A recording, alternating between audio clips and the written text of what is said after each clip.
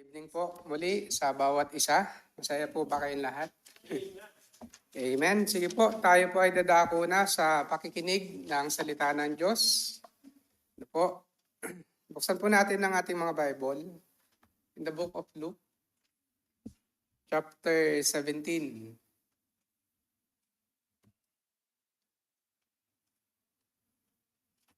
Amen. Luke chapter 17, verse 11 hanggang verse 19. So ako na lamang po ang magbabasa. Sundan nyo na lamang po sa inyong mga mata habang aking binabasa. Ano po? Ito po ang sinasabi ng salita ng Diyos. Luke chapter 17, verse 11 up to verse 19. Diyan na po ba kayo sa loud amen? Luke chapter 17, verse 11 to 19. And it came to pass as he went to Jerusalem that he passed through the midst of Samaria and Galilee. So yung he po dyan, ang tinutukoy po dyan is si Jesus Christ. Amen? In verse 12, and as he entered into a certain village, there met him 10 men that were lepers, who stood afar off, and they lifted up their voices and said, Jesus, Master, have mercy on us. Verse 14, and when he saw them, he said unto them, Go, show yourselves unto the priest. And it came to pass that as they went, they were cleansed. Verse 15, and one of them, when he saw that he was healed, turned back and with a loud voice glorified God, and fell down on his face at his feet, giving him thanks, and he saw a Samaritan. Verse 17, and Jesus answering said, Where there is 10 cleansed, but where are the 9? There are not found that return to give glory to God, save this stranger. Verse 19, and he said unto him, Arise, go thy way, thy faith hath made thee whole. Tayo po'y manalangin. Dakilang Diyos na makapangyarihan sa lahat, Panginoon, salamat po sa gabing ito na pinagkaloob niyo po sa amin upang kami po ay makapag-aral ng inyong salita. Salamat po sa pagkakataon na patuloy na binibigay niyo po sa amin upang kami po ay madala niyo dito sa bahay-sambahan po, Panginoon, upang magpuri at magpasalamat po sa inyo. At nawa sa aming pong pag-aaralan sa gabi pong ito, in Luke chapter 17 verse 1 to 19 ay maging pagpapala po ito sa bawat isa po sa amin at maunawaan po namin ang kahalagahan ng inyong salita na ang katotohanan na gusto nyong ipakita o ipaalam sa bawat isa po sa amin na dapat namin matutunan at mai-apply po namin sa aming pong mga buhay bilang isang mananampalataya. At patawad po sa aming mga kasalanan at pagkukulang po sa inyo. Lahat po ng papuri at salamat, binabalik po namin sa inyo. In Jesus' name we pray. Amen. Amen. So, ang ating pong pag-aaralan sa gabi pong ito, in Luke chapter 17, verse 11 to 19, ito po ay patungkol sa 10 lalaking may sakit. Ano po? So, mababasa natin dito na ito pa ay patungkol sa this passage talks about Jesus and the 10 men who were lepers. So, iba po yung lepers sa leprosya. Magkaiba po yun. Ang lepers, yun po yung taong may sakit. No? Yung leprosy, yun po yung sakit mismo. No? So, yung leprosy, ketong po siya. So, hindi mo pwedeng sabihin na leprosy ka. So, ketong, di ba yung ketong parang bulutong na tumutubo? Tama po ba? Yung sa balat. Kinakain yung balat, nagbabakbak yung balat. So, yun po yung sakit na ketong. So, pag sinabing lepers, yun po yung taong may sakit na leprosy. Pag leprosy, yun po yung mismong sakit. No? Nakuha niyo po? No? So, ang talatang pong ito ay patungkol nga po sa Panginoong Hesukristo at sa 10 lalaking may ketong. o may sakit na ketong. Amen? And etong binigay po sa amin na topic o theme for this month is patungkol po sa gospel. No? At ang gospel po, dapat po ito is maunawaan natin ano ba yung gospel. Which is, ang gospel po, ito po is yung mabuting balita ng Panginoong Jesucristo. Bakit po may mabuting balita? Kasi meron pong masamang balita. Amen? Tama po ba? Amen? Ang masamang balita, lahat ng tao makasalanan. At lahat ng tao, mamamatay po tayo. Whether we like it or not, pupunta po tayo sa impyerno pag namatay po tayo. Kasi po, yan po ay dahil sa ating mga kasalanan.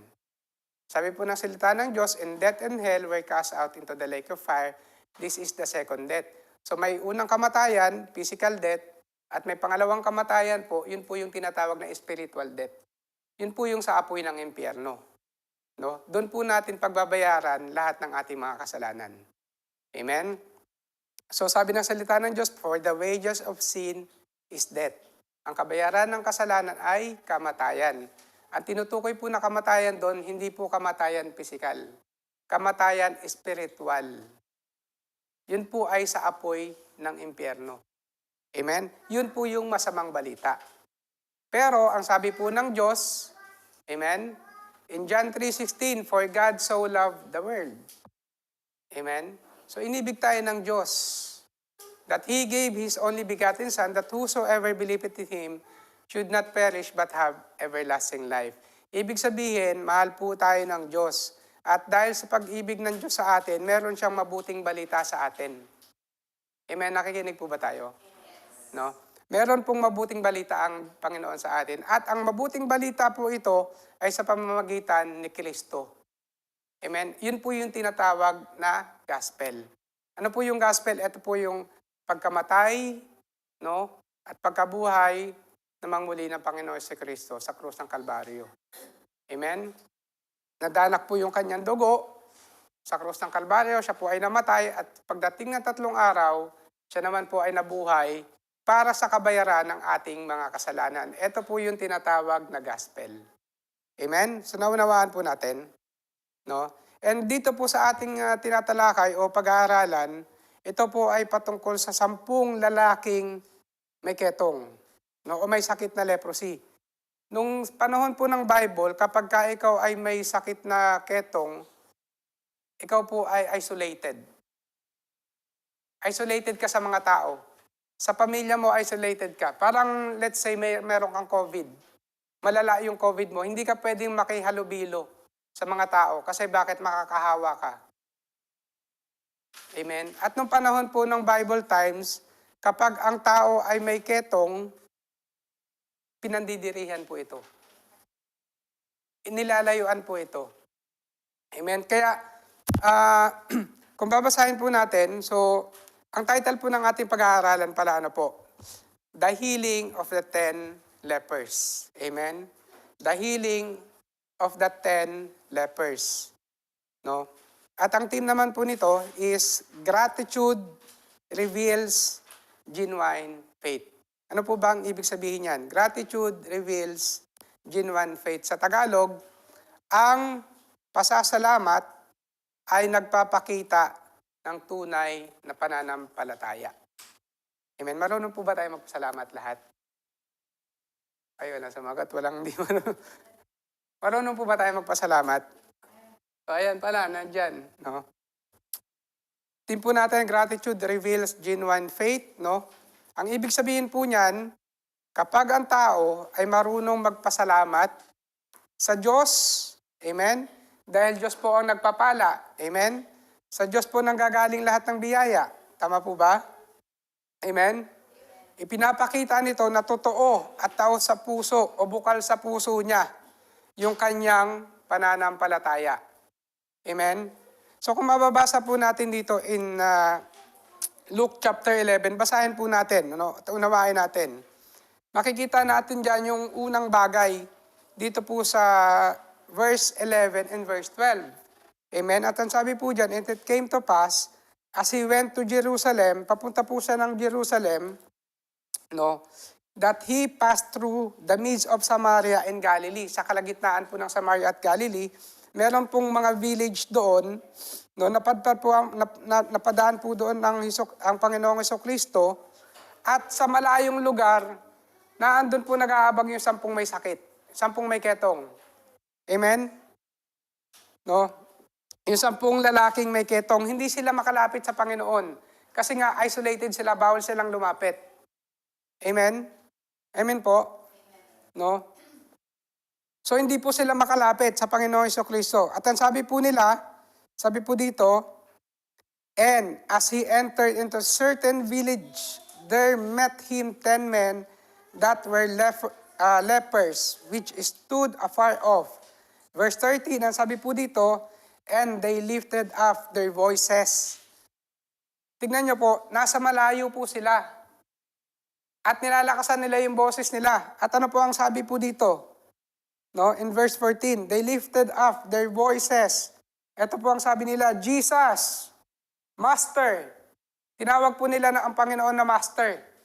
Amen? Meaning to say, guro. Amen? Amen po? No?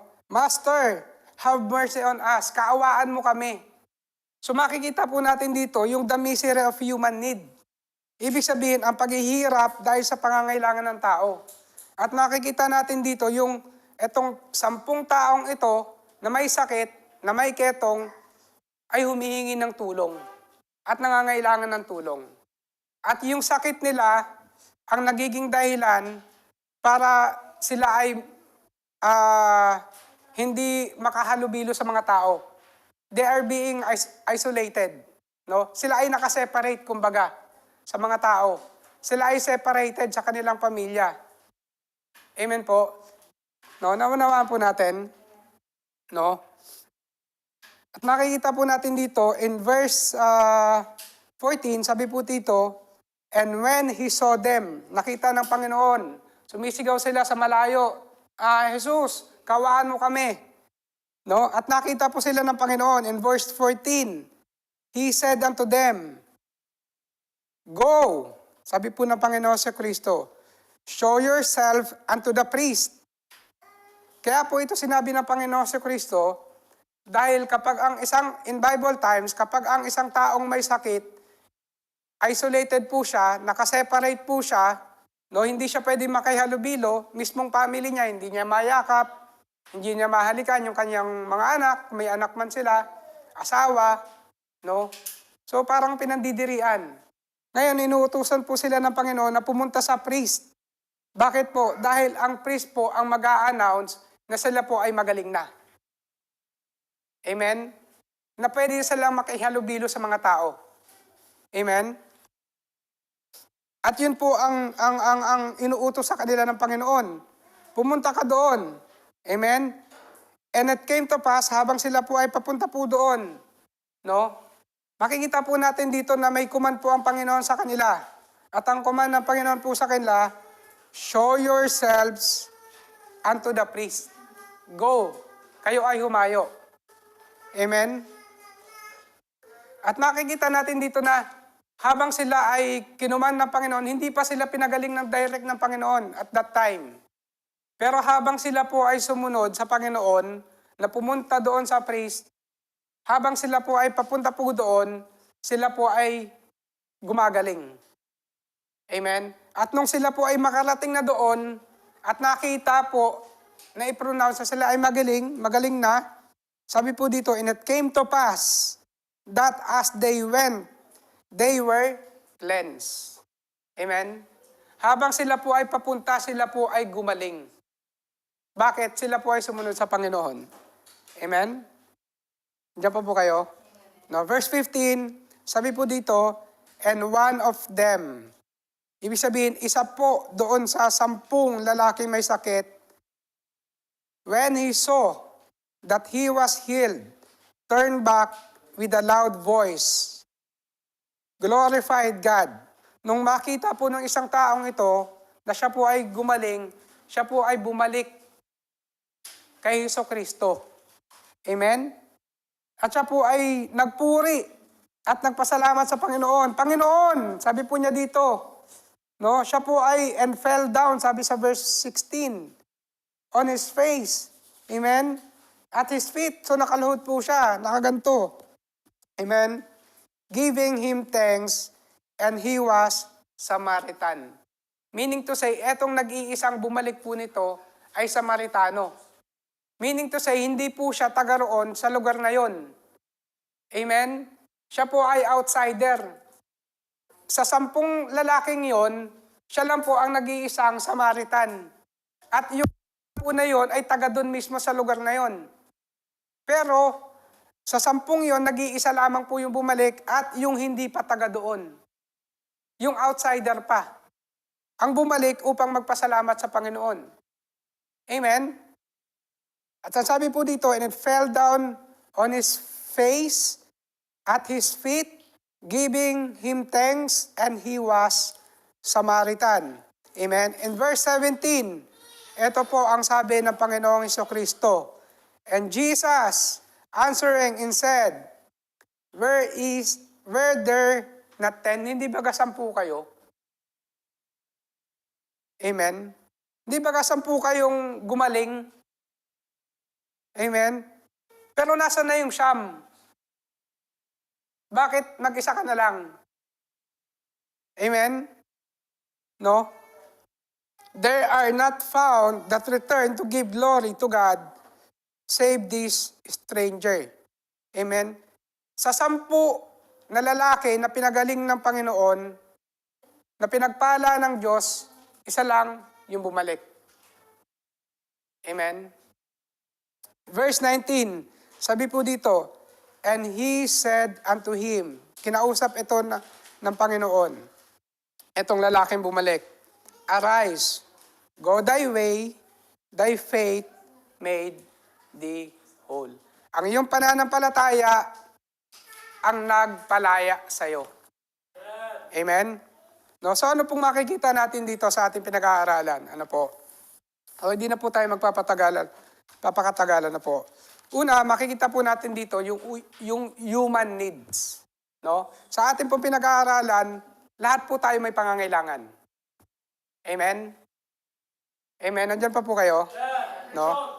Lahat po ng tao, katulad po ng 10 lalaking ito, ay katulad nila, sila po ay may pangangailangan. Sila po ay may karamdaman. Amen? At ang leprosy po na ito, o ang sakit na ito, na katulad ng 10 lalaki, katulad po natin, ito po ay picture of sin. No? Ang sin, tingnan niyo po, sila po ay may sakit, no, naketong, at malayo po sila sa mga tao. Hindi sila makalapit. Amen? Ganon din po tayo sa Diyos. Amen? Tayo po ay may mga sakit. At ano po yun? Yun po ang tinatawag na kasalanan. Amen? At yung kasalanan po na yun po yung naglalayo sa atin sa presensya ng Diyos. Amen? Habang tayo po ay gumagawa ng kasalanan, tayo po ay palayo sa Panginoon. Amen? Tama po ba? No? So, number 1, human needs. No? Makikita po natin yung pangangailangan ng tao. Kailangan natin ng awa ng Diyos. Amen? Kailangan natin ng tagapagligtas. Amen? Katulad nga po ng sinabi ko kanina, patungkol sa salita ng Diyos, lahat ng tao ay may makasalanan. Amen? At lahat ng tao, dahil sa kasalanan, pupunta po tayo sa dagat-dagatang apoy. At pag naandun na po tayo, wala na pong balikan yon. Kung maalala niyo po yung the rich man and Lazarus. Amen? No? Yung rich man, siya po ay namatay. Napunta po siya sa impyerno. At nung naandun na po siya sa impyerno, siya po ay nagmamakaawa sa Panginoon, kay Abraham. No? Nabalikan yung kanyang pamilya. Siya ay nagsisisi.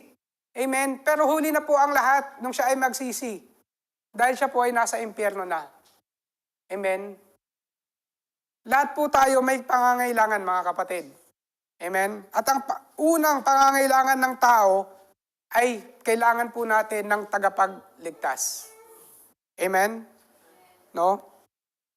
Tulad, ito pong 10 lepers na to, the 10 lepers sila po ay nangangailangan ng tulong at nangangailangan ng awa, no? They are separated and cannot come near to Jesus because of their leprosy. Amen? Katulad din po natin yan. Amen? Kailangan natin ng awa at habag ng Diyos. Amen? Nandiyan pa po kayo? No? Pangalawa, no, makapapansin po natin dito na they are crying for mercy. No? Ang sabi po dyan, no, basahin natin, verse 13. And they lifted up their voices and said, Jesus, Master, have mercy on us. So makikita natin dito na nire-recognize nila sa sarili nila na kailangan namin ng tulong. Kasi kailangan namin ng tulong kasi kami may karamdaman. May sakit kami. At walang nagmamalasakit sa amin. Jesus, tulungan mo kami. Amen? Amen po ba? Nandiyan po kayo? No? Ang sabi po nila dito, Jesus, Master, have mercy on us. Sabay-sabay po sila na umiiyak sa Diyos at humihingi ng tulong at awa ng Diyos. Amen? No? Makikita po natin pangalawa, cry for mercy. No? The 10 lepers cried out. No? Sabi po nila, Jesus, Master, have mercy on us. No? Ang pinapakita po nito mga kapatid, this shows that people must recognize their need. We must recognize na tayo po ay may pangangailangan. Amen? At ano po yung pangangailangan na yun? Hindi po ito patungkol sa salapi, patungkol sa anumang bagay. Normal, kailangan natin ng pera. Normal po yan sa buhay ng tao. Kailangan natin ng panggastos, pambayad ng bill, mga personal things po natin. Pero ano ba yung pangunahing pangangailangan ng isang tao? Amen? Ang unang pangangailangan po ng isang tao ay kailangan po natin ng isang tagapagligtas. Amen? At wala pong iba kundi ang Panginoong Jesucristo lamang. Amen? No? This shows that people must recognize their need and ask for God's mercy. Amen? Amen po? No? Pangatlo po, no, makikita natin dito in verse 14. Pangatlo, faith and obedience. No? Faith and obedience. Ang sabi po dyan sa verse 14. And when he saw, no, si Jesus po ito, no, nakita ng Panginoon, he saw them, yung 10 lepers. He said unto them, pumunta kayo doon at magpakita kayo sa mga priest. Amen? No? Faith and obedience. Jesus told them to go, show themselves to the priest. And as they went, they were healed. So makikita natin dito na hindi agad sila pinagaling ng Panginoon. Pero habang sila ay sumusunod, sa utos ng Diyos, sa command ng Diyos, sila ay pinagaling ng Diyos. Ibig sabihin, wala pa yung pagpapala, sila ay sumunod. Amen? At dahil sa kanilang pagsunod, sila po ay gumaling. Amen? No? Their obedience showed faith in Jesus' word. Salita po ng Diyos yung kanilang sinunod lamang. Amen? At nung sila po ay gumaling na, amen, mapapansin po natin dito sa mga sumusunod na talata, no? Mahalaga po ang pagsunod. Mga kapatid, nakikinig po kayo? Napakahalaga po ng pagsunod. Amen? At napakahirap din magpasunod. Laging sinasabi ng ating pastor, mas pipiliin niya ng sumunod kaysa magpasunod. Kasi sa dami ba naman natin? Amen? Amen po? No? So pang-apat, the true salvation. Makikita na po natin ito sa verse 15 to 19. No? Yung totoong kaligtasan. Iba yung physical, iba yung spiritual. Amen? So basahin natin in verse 15. Sabi dito, and one of them, when he saw that he was healed, turned back, and with a loud voice, glorified God. Isa lamang po yung bumalik upang magpasalamat sa Panginoon. Amen? No? The true salvation, no? Only one Samaritan returned to thank Jesus. And Jesus, sabi po dito, said, your faith made thee whole. Ano po ba ibig sabihin niyan, no? Sabi po dito ng Panginoong Kristo, no? Verse 17, hinahanap niya yung 10, pero isa lang ang bumalik. Amen. Ang totoong pananampalataya po, no, ay pagtitiwala at pagpapasalamat sa Panginoon. No, kung mapapansin po ninyo yung ating text, no, o yung ating overall theme ng ating pinag-aaralan, gratitude reveals genuine faith. Gratitude reveals genuine faith. No? Ang pagpapasalamat o pasasalamat ay nagpapakita ng tunay na pananampalataya. Amen? So makikita po natin dito, isa lang po yung tunay na nananampalataya sa Diyos. Amen? At yung nag-iisang taong ito ang nakatanggap ng tunay na kaligtasan. Ng tunay na kagalingan. Amen? Naunawaan niyo po? No? Niya pa po kayo? No? Sin o ang kasalanan separate people from God. Tama? And Jesus is the source of mercy and healing. Ang Panginoon po ang pinanggagalingan ng awa at habag at kagalingan ng tao. Amen? Naunawaan niyo po? Faith in Jesus bring salvation. Pananampalataya sa Panginoong Kristo ay nagdadala ng kaligtasan ng tao. Amen? Iba po yung naniniwala ka lang kay Jesus Christ. At iba yung sumasampalataya ka. At iba rin yung sumusunod ka. Amen? Naunawaan niyo po? True faith shows gratitude to God. Amen? Naunawaan niyo po? No, para po sa ating conclusion. Seek more than physical blessing. No? Seek more than physical blessing, no? Than mas isik po natin yung more than pa sa physical blessing na kayang ibigay ng Panginoon. Na which is yung spiritual blessing. Amen? Diyan po kayo. No? The greatest miracle is salvation through the gospel of the Lord Jesus Christ. No? The greatest miracle, no, in salvation through the gospel of the Lord Jesus Christ. Ang totoong kaligtasan ay matatagpuan lamang po natin sa Panginoong Hesukristo. Amen? So sige po, tayo po lahat ay tumayo. Tayo po ay manalangin na. Dakilang Diyos na makapangyarihan sa lahat, Panginoon, salamat po sa inyong salita na amin na pag-aralan sa gabi pong ito. Patungkol po sa 10 lalaking may ketong po, Panginoon.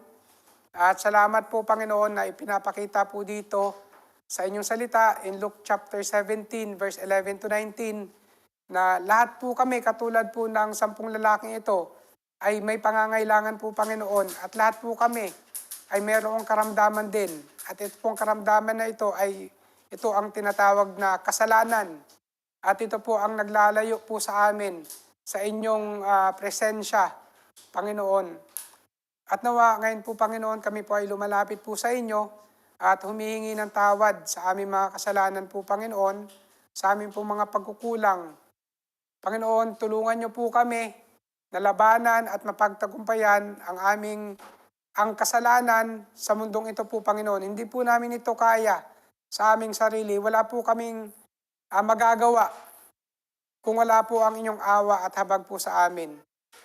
Nawa, kawaan niyo po kami po, Panginoon, at tulungan niyo po kami na lumago sa aming pong pananampalataya po sa inyo. Patawad po sa aming mga kasalanan at pagkukulang, lahat po ng papuri at pasalamat.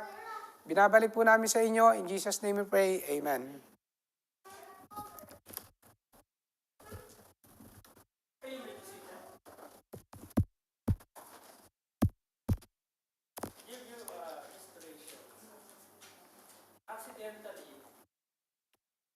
Nasa island kayo. Napadpad kayo sa isang island na malayo sa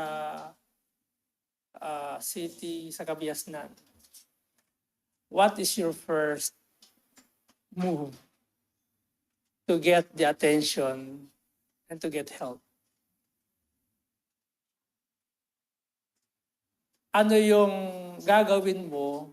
Halimbawa, napadpad ka na accidentally na nandun ka sa lugar. O kaya nadala ka ng alon, nagsiswimming ka lang tapos dinala ka ng alon sa ibang lugar. Ano yung unang gagawin mo para makakuha ng tulong? Sisigaw, di ba? Meron mas sumigaw. Ganon. Di ba ang help talaga? Help! Help! Ganon, di ba? Okay. Correct? Nagagawa nyo? Ano yung purpose? Bakit kailangan mong sumigaw? Para makuha mo yung attention na makakarinig sa'yo. Para matanggal ka dun sa... Kasi you'll being alone there for many, many days kung hindi ka gagawa ng paraan. Ano pang move? Di ba nakikita niya sa movie? Naglalagay na, di ba, yung mga... katulad no, I don't know, I just remember nung pinanood ko yung yung kay yung Castaway ba yun? Yung yung bang artist na yan?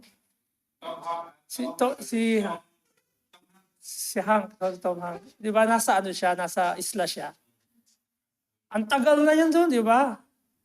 Ano nilagay niya? Naglagay siya ng sulat. SOS. Okay, SOS. Ano yung meaning ng SOS? Help. Sure, help. Yun lang pala yun. Okay? Actually, kaya ko naman binibigay yung illustration kasi ito yung sitwasyon nung they are in needs. Actually, kung ikaw if you have great needs, you should to yield. Yield. To ask help. Okay? Meron bang nangangailangan na hindi marunong mag-ask ng tulong? Tell me.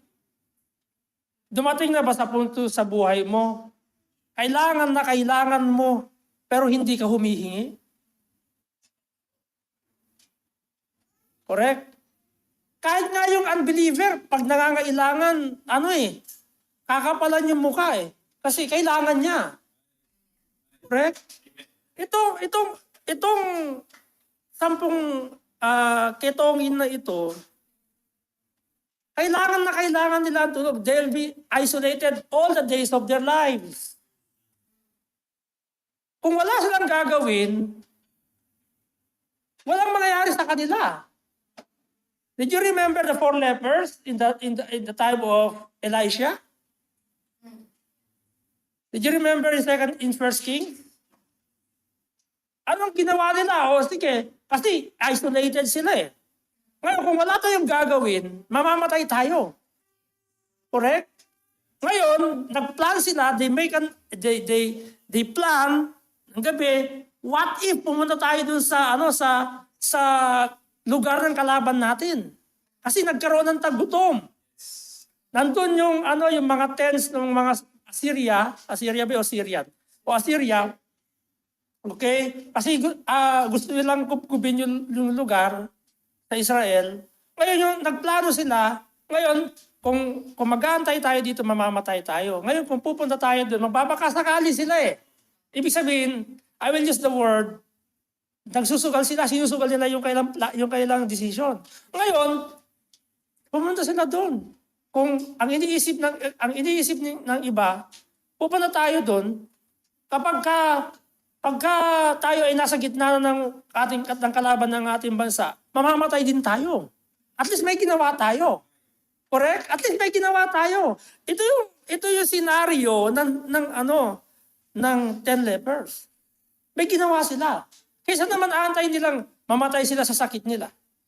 Alam niyo ba yung ketong sa nung unang panahon, kahit yan sa wood dumidikit yan. At pati yung wood nagkakaketong. Okay? Meron sa Pilipinas. Meron tayong lugar ng ketong. Isolated din siya. Okay? Dumidikit yan sa wood. Kaya nga pati lilinisin yun eh. Pag nagkaketo, pag namatay na yung ketongin, lilinisin yun, isasanitize yung buong bahay. Tatanggalin lahat yung mga puti-puti kasi yun ay ketong. Tayo na may ketong dun sa lugar, sa bahay na yun. So, ganun katindi ang ketong. So, wala silang gagawin, isolated sila. Nung narinig nila si Jesus Christ, anong ginawa nila? Malayo, afar off, binanggit yan, di ba, Preacher Benji, afar off. Paano ka papansinin kung napakalayo, kung wala kang effort? Effort. Ang pagpunta ng church ay effort din. Correct? Lahat ng bagay na gagawin mo, may effort yan. Mag-e-effort. Nag-e-effort sila because they need God's intervention. They need help. Alam nyo, ang nangangailangan ay nag-e-effort. Nag-e-effort. Nangangailangan ka, di mag-effort ka. Okay? Ganyan din naman tayo. Kayo, hindi tayo nagtuturo na huwag na mag-effort. Ako nang bahala dyan. Teach them to make an effort. Kasi, after all, they will just, mabubuhay lang sila sa comfort zone nila. Let them do. Let them make an effort. Okay? Another thing. Faith obeys. Sabi nila, have mercy on us because they recognize that the Messiah came from the lineage of David. And so that's why binanggit sa account in Luke, okay, na nag-yield sila, Master, have mercy on us. Okay? Nagmamakaawa sila. So, yun dapat ang karakter natin. Hindi ibig sabihin magpaawa tayo. Mag-yield tayo sa Diyos because we need His mercy. Okay? Another thing. When you experience God's miracle in your lives, it requires to give glory to God. Pinagpala ka ng Diyos. Tama yung sinabi ni Preacher Benji. Iniligtas ka ng Diyos. Saan ka iniligtas ng Diyos? Sa kapahamakan. Lahat tayo mamamatay, pupunta sa impyerno. Pero dahil sa remedy ng Panginoon Diyos, binigay niya na remedy sa sangkatauhan si Jesus Christ. Okay? And now we are bound to heaven because of the mercy of God through the Lord Jesus Christ. And that is our responsibility to give praise to God, to give glory to God, not just in words. Merong certain place saan sabi ng Panginoon, bumalik. Pumunta muna kayo doon, saan inutos. Kasi sinusunod ng Panginoong Jesucristo yung law of Moses. Law yun eh, na ipinasulat ng Panginoon kay Moses. Sinunod din niya. Hindi niya binirok yung law. Kasi pwede naman niya gawin, Preacher Benji. Pagkakalingin yung kayo. Pwede ko, kaya. Kasi God is all powerful. At that moment, pwede niyang pagalingin. Binuhay nga niya si Lazarus, di ba? Pero, bakit ginawa ng Diyos, okay, ganito. Pumunta muna kayo doon sa, magpakita kayo sa priest. Kasi yun yung law. Para ma-recognize sila. At habang pumupunta sila doon, gumagaling sila. At ang magdideclare doon, hindi si Jesus Christ. Ang magdideclare doon, kasi ang sinusunod ng araw ay mga pare, mga priest. O itong si Benji Serapion ay pwede na makihalo-bilo sa inyo kasi magaling na siya. Publicly. But without the declaration from the priest, you are, kahit na gumaling ka na, ikaw ay, tawag dito, nag-transgress sa law, kahit gumaling ka na. Kaya ganun ang knowledge ni Jesus Christ. He still respect the law of Moses. Hindi to broke the law. Okay? So we praise God. We are all saved. I hope so. And yung pagkaligtas sa atin ng Panginoon, that is great miracles. Yun din great miracles to sa kanila. Sa tingin mo, sino magpapagaling ng ketong? Ang hirap pagalingin ng ketong, ha? Yung iba, kinamamatayan nila yung ketong, maging ketong. O, ketongin. Okay? Pagka namatay ka, susunugin pa yung, kasi parang hindi mag-spread. Okay? Bagamat yan ay curable naman, but only by God's mercy. Ano nangyari kay Naaman? Naaman. Captain of sino ba ang kanyang Syria. Okay? Sabi ni Elisha, si Elisha ulit, lumubog ka ng 7 beses doon sa ilog ang ilog, Jordan. Nag-complain pa nga si Naaman. Bakit daw dun sa River of Jordan? Kasi madumi dun. Mas malinis daw dun sa ibang river. Yun ang utos ng servant of God. Okay? So ano nangyari? Only it's because of God's mercy nagiging cure yung impossible na gagaling na. Okay? That's great miracles. Okay? Again, tayong mga pinagaling ng Panginoon o niligtas ng Panginoon, our responsibility is to give glory to God. Okay, thank you very much for that, Preacher Benji, for the message. And thank you very much for Mylene, Abia, kasama natin, and the brethren in Kuwait. And salamat sa Panginoon, nakarating din ng Galvan, bagamat yun, nasa church ka ba, Aldrich? Nakaalis na ba kayo? Para kayo Singapore. Nasa Singapore na po. So, purihin po ang Panginoon. Okay, let's pray. Let's all stand up. Meron bang mga urgent prayer request dito? Urgent prayer request? Urgent prayer request, meron po ba? Okay, if there's none. Kailan?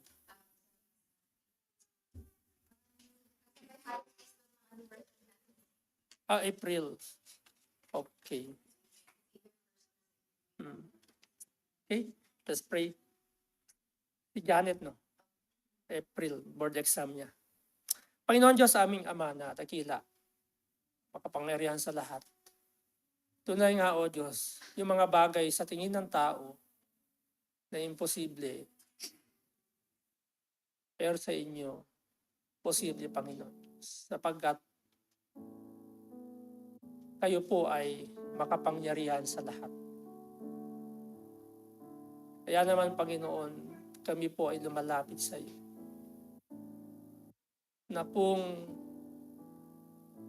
may mga pagkakataon sa buhay po namin, nawawalan kami humihina yung aming mga pananampalataya. Dahil maaaring nadidiscourage kami sa mga pangyayari o sa mga bagay na nakaka-discourage. Kaya humihina yung aming pananampalataya. Ngunit gayon pa man, in the account of Luke, may mga taong nangangailangan. Malaki ang pangangailangan na nagtitiwala at nananampalataya at humihingi ng tulong. At para makuha yung attention po ninyo, they will make an effort to get your attention, O God. And so, likewise in us. if we are in great needs, we should to consistent in our yielding to you, O God. Lord, humingi po kami ng tulong sa inyo. Natulungan niyo po kami, Panginoon Diyos. Despite of this situation in the Middle East. We praise you, Father, because you are so faithful to us.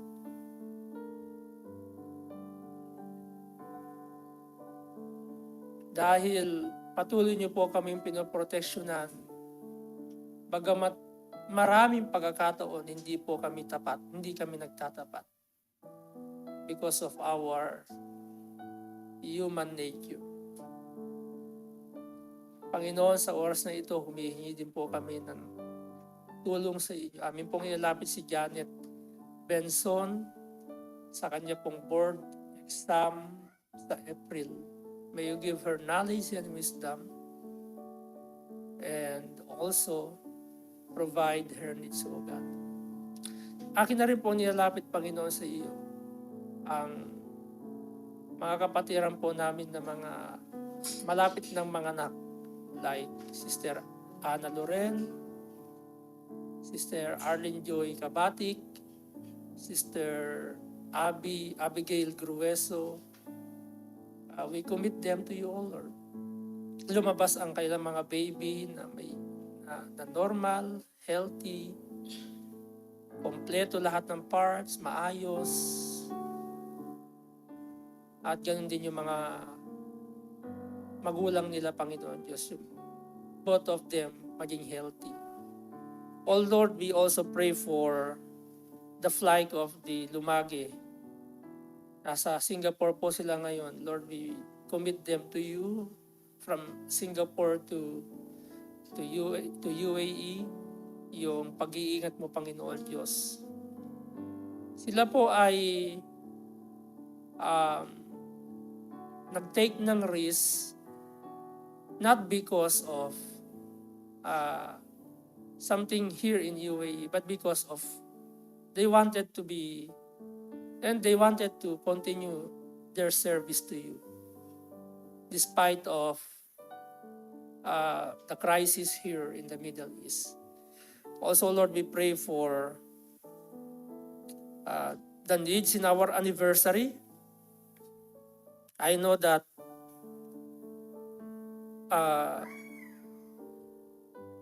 maaring malaki yung needs, but we have a big God. We have a God who owns everything. And we commit it to you, O Lord. Also, we pray for your will to ISC and your will to us in our application in Australia, and your will to the Moreno family in their application to Canada. Not because that place is a green pasture, but because we want to extend your ministry, O Lord. But that is depend on your will, and we depend on you, O God. Kahit naman po, we're well provided, kung hindi nyo naman kalooban, hindi po mangyayari, Panginoon Diyos. But Lord, we commit them to you. And also the brethren na hindi po namin kasama, yung mga naging regular na biglang hindi po namin nakakasama due to some circumstances. Akin po nilalapit sa si Catherine Lim, na hindi na po namin nakakasama, hindi na po siya nakaka-attend. We pray, Father, that may you bless her. I don't know kung anong situation, but we commit her to you. Also, we pray for Sister Judith. Nawa, Panginoon, magkaroon po siya ng day off, makapag-church po siya. Sister Jenna Joy, asawa ni Brother Sandro. Nawa, Panginoon, bigyan niyo po siya ng day off. Palahanan mo po siya. I do believe She already hear your words. She already accept the gospel. Lord, kumilos po kayo sa kanyang buhay. Sister Pony Paloma, na may makasama po namin siya. Si Brother J. Paloma, kanina po Panginoon, the rest of the brethren. Sister Iris, yung kanyang kapatid si Mylene, makasama po namin. At ang pagbabalik po ng Guarda Giver sa April 10, we commit them to you. Also, Lord, also salamat sa grupo Panginoon na family ng Galvan family.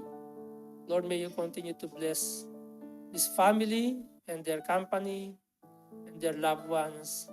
Save them, teach them, and let them help them that they will put their trust to you, to the Lord Jesus Christ, as their only Savior in their lives. Oh God, once again, we commit all these things to you. All these things we'll pray in the name of our Lord Jesus Christ. Amen. Salamat po sa inyo, and you are dismissed. And God bless you, and thank you very much. Enjoy your fellowship there in Kuwait, brethren. And welcome to Sister Mylene Abia. Aldridge, see you soon. See you po. Okay. Ilang oras na makikita ka namin. Sister Romina, thank you very much, Preacher Benji, for the truths. Okay. And who else? Kuya G, Aldrich.